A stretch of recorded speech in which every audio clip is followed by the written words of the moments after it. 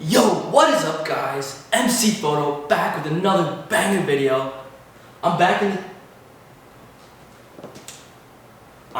the studio. I'm about to teach you guys about cameras. Try to keep up, alright?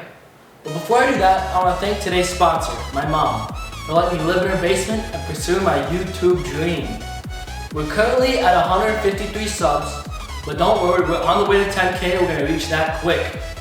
So make sure to smash that like button, hit subscribe, and click the bell so you don't miss any of my gnarly uploads. So first up is shutter speed.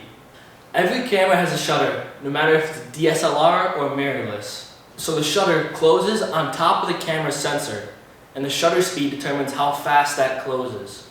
As you increase your shutter speed, your image will be more crisp, but will also allow less light to hit that sensor, meaning a darker image. This is good for stuff like sporting events or kids running around.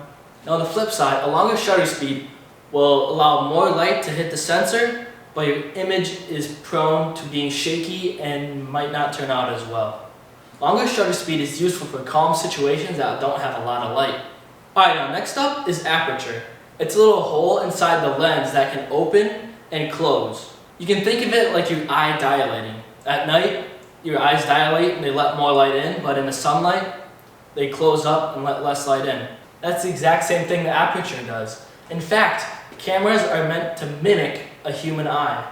Aperture will also affect the background blur of your shots.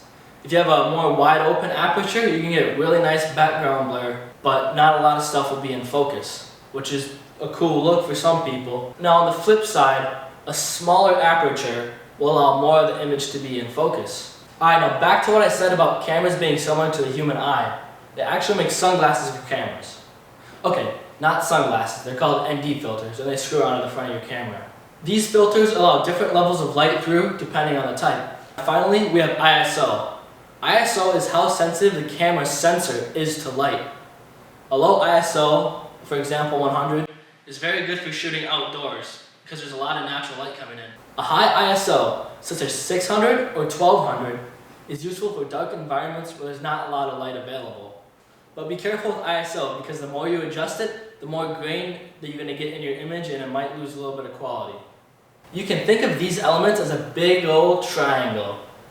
As long as they're balanced, you'll get a good looking image. And don't be afraid to play around with them. The more you experiment, the more you're going to learn what types of images you like and the better your images are going to be. Just not as good as mine, of course.